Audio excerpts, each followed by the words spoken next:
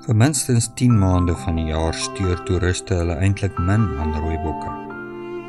Maar jaareind is lamptyd en dan skuif die kollig skielik na veral die jong rooibokkies.